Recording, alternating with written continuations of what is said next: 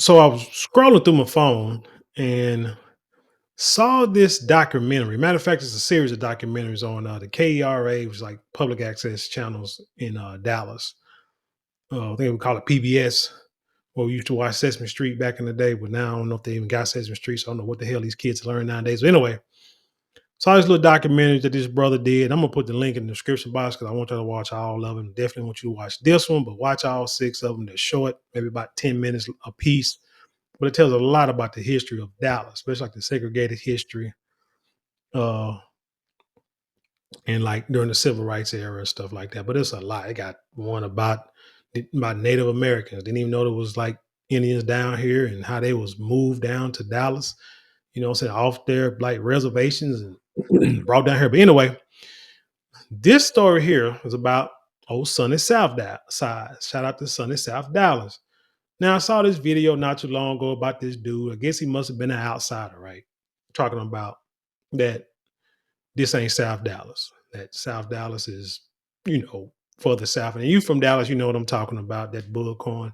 And I'm like, this dude got to be an outsider because ain't no way you're going to tell somebody in Dallas, especially South Dallas, where South Dallas is. Because it could be a major misunderstanding if you tell that or say that to the wrong person. But anyway, this here, I want to play this clip, part of this documentary, because I always try to stress it's important to know our history. Do not allow them folks to wipe your history away, wipe our history away, because they want us to forget. Every time we look up, they want us to say, hey, slavery is in the past, civil rights is in the past, Jim Crow is in the past, redlining was in the past, get over it, let's move forward. But we know the older we get, the more wiser we get. And we try to teach the youth that you never forget your past because, I mean, it's just famous wise saying those that forget their past are bound to repeat it. So if you try to forget about how their folk treated you, how bad they really treated you in public, and how they got away with a lot of it through law, if you forget about that, it'll mess around, turn around in the next few generations, it'll come right back. And they won't know what happened. Our grandbabies, great grandbabies won't know what happened, thinking something new, thinking these people are just racist and prejudiced, out of the blue. But no, it's been around. Told y'all before. My mom tell me stories about what she went through when she grew up in a little small town in Arkansas. And I sit here and think, well, hell, if my mama's still alive telling me these stories, then the people that did that to her or was a part of that era, their kids are alive. And they done told their kids stories and done taught their kids to do the same things that they do, that they've done, and how they feel and continue to do so. So no, racism ain't going, ain't dead, ain't never going nowhere. Just get it through your head. So but you learn your past, so you can say, okay, it's still there. So what did, because what you want to know is, what did your people do? What did our people do in the past to make the situation a little better? So that way we can be the next generation that makes it a little more better. And then as we teach our kids and the grandbabies, they can make it even better for us to where we can have more power, more, saying say so, build our own tables, all that kind of stuff. That's why I talk about, people all talk about, we talk about entrepreneurship. Well, that's a good idea if you can do what you do, but everybody can't be an entrepreneur. But what everybody can do is save and invest, even if it's a small amount. You start a small amount, it can grow once you learn how to do it and do it right. I had a patient years ago at the hospital when I was a PCT, and he told me what to invest in, how to invest, gave me, like I say, told me a couple of books to buy, strategies to use. He said you can start off with like some small trades, like maybe $500. And I'm like, damn, $500, man, I'm only making $12 an hour right now.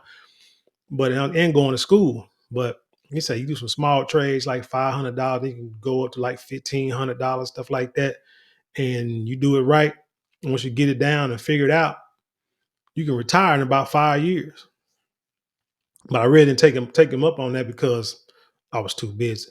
But I've been doing it more lately to where I'm like, shoot, 5 years from now, 10 years from now, shoot, I'm gonna go ahead and put this work in. So when I become, get in my 50s and 60s, like I said, I want to be able, not necessarily retire from making money, but retire from making money the way I don't want to. You know what I'm saying? Without like a whole lot of physical labor and stuff. Do it how I want to. And you know what I'm saying, live off of that. But anyway, you're gonna watch this clip because this is some stuff, like I said, you can't forget. Um, like I say, it's a great documentary, it's a great documentary, man. Check them out. But let's get into it right quick. Let's hit it. High school they could So attend. backdrop, we're talking about there was one high school that the black kids had. It was Booker T. Washington, but it was too small, so they needed to build a second one.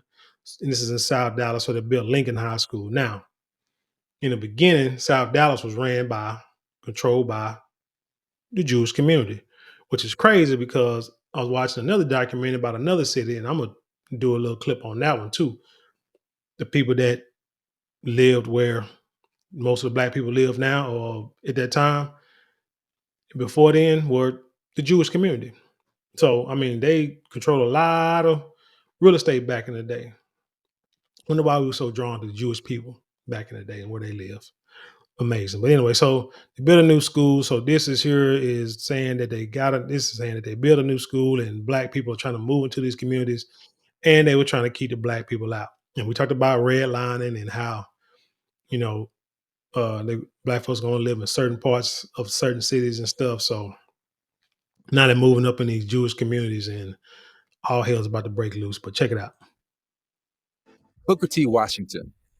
It had half the capacity needed, forcing students to cram their education into half days. Lincoln High School's 1939 opening in South Dallas was meant to be an answer to a growing problem. Do y'all notice how these students are dressed and how they look? You think they did this because they knew they was going to be on camera today? I don't know. Maybe could be, could not. But at least their parents said, "Hey, you ain't finna go to school embarrassing me today." Well, they got these today on picture day. You gonna go look your Sunday best. What do your kids' Sunday best look like now? Sagging, boys wearing skin tight jeans like some broads with a hoodie, nothing ironed, rapping about Dracos and ops. Yeah. As Black people moved into South Dallas, white Christian and Jewish families moved out in droves, taking with them businesses and houses of worship. Anti-integrationists took drastic measures to try and prevent Black people from moving in. They protested the opening of Lincoln High School. Some even terrorized Black families who purchased homes near the school. There was essentially segregation mandated by law. See, And and a so lot of youngsters don't know that. Like I said, this is why we talk about don't want getting upset because these certain politicians want to take certain books out of schools. And you say, oh, they're trying to destroy Black history. That's okay. See, videos like this, you can watch. You probably can purchase it and order it and get a tangible copy. That's what I would recommend. You get a tangible copy of everything. DVDs, hell, VHS if you can find it, and darn sure books. Books, man. That's what I got. Books. And I got many books in my room, and I read them and I take notes and everything. Got them dog ears and everything. That's what you need because all this digital stuff one day, they could just say, oh, it wiped out, something happened, and now we can't find it no more. You have no copies of it. But books, keep the books. Hell, you think somebody gonna take them and get a safe and bury them somewhere? Hide them and bury them, or even take notes of them, whatever. But yeah, you keep the tangible stuff. But again, you say they won't take the stuff out of school. That's fine. Because what I'm gonna do, I'm gonna teach my kids and my grandkids stuff myself, so they can see it. So we ain't got to worry about it. You take your stuff out, but it ain't gonna be forgotten. And think about it. If you really think about it, that's more dangerous than that's more dangerous for them than them teaching it to us. Because if we teach ourselves, we ain't gonna lie, we ain't gonna bullcorn ourselves, and we ain't gonna sugarcoat it. We're gonna tell it like it is. And so then while we sitting here behind the scenes, plotting, planning, plan, plot, strategize to bomb first, They ain't gonna know what hit them when everybody wakes up and majority of us is, got enough money because we done saved and invested. You know what I'm saying? Like starting businesses or working at jobs, making good money. Not really tripping on the boss at the job because he acting like, he own us or she own us. So we like, you ain't got to put up with this. I got bread. I'm making bread all the time. You just don't know. You just don't put your business out there. So I remember I had a supervisor when I quit that warehouse job I had talked about many times. First thing the man told me when I was getting ready to leave, he said, "Man, I was wondering about you because you the only one who didn't want to work overtime.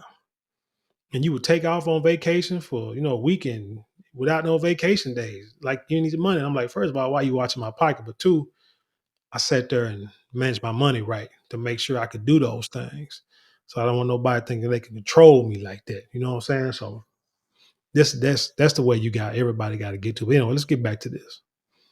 Teach your kids, man.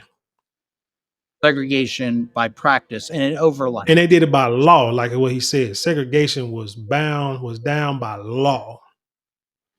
Not just practice, but law. Threat of neighbor violence, blowing up houses, segregation mandated by law, and segregation by practice, and it overlapped. Threat of neighbor violence, blowing up houses. See that? You reading that? Bombing attacks renewed on Negro homes in Dallas. And they say back in these days, what's that say, 1941? Damn. They say back in them days, Dallas was probably the most racist city in the country. Just think about it. Look at that. Calm of Sabbath night broken by bombing number 12. Bombing. Remember that Tulsa, Oklahoma, the massacre we talk about? And they said, them folks were bombing Tulsa. And them folk want to lie about it and say that ain't how that happened. That ain't what happened, 1921. Who you believe now? Like I say, that's why you got to know your history. A way to enforce racial boundaries that's not connected to the law. And neighbor violence, blowing up houses. That's a way to enforce racial boundaries that's not connected to the law. South Dallas had a sound back in those days, and you could hear, when everything was quiet, you could hear for miles. And the only thing you could hear all night was the ice house pumping on Second and Frank. Not long after Patterson and his family moved to South Dallas, the melodical sounds of the ice house were replaced with another, more sinister sound. What would happen? A house would become empty, and they blow it up, keep somebody from moving into it. Again and again, throughout 1950 and 1951, the homes of Black residents were blown up, sometimes multiple homes in a day. Though a grand jury was convened after nearly a dozen homes were bombed in 1951, no one was held accountable. Only one person was tried, but later acquitted. It wasn't the first time Black homes were bombed in Dallas, but it was the first time someone was tried for it. Can you imagine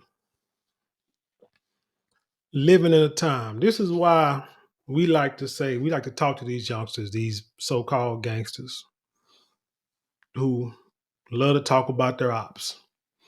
And their ops look like themselves. And we say not trying to condone violence or anything like that, but it's like, why take out somebody who look like yourself when your true enemy is not you, it's not your brother? It shouldn't be, because y'all are in the same predicament, and y'all pretty much in the same predicament in most part by design. Now it's up to you to figure out what done happened and how to get up out of it, but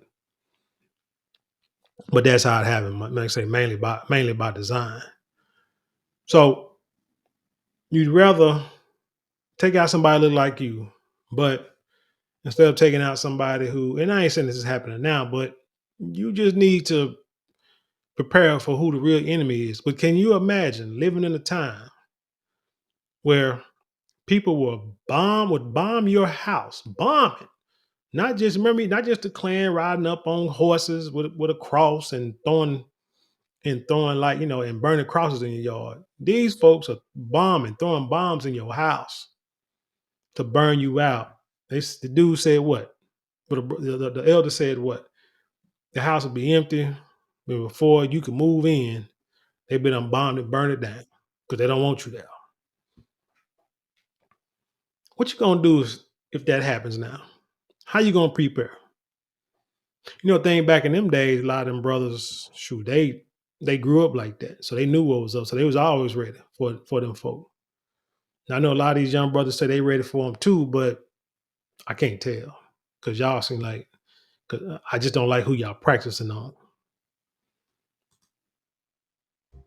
Since they actually do attempt to prosecute someone in the second bombing homes, it stops it, even though they never convicted the guy that they said did the bombing, or one of the guys who did the bombing.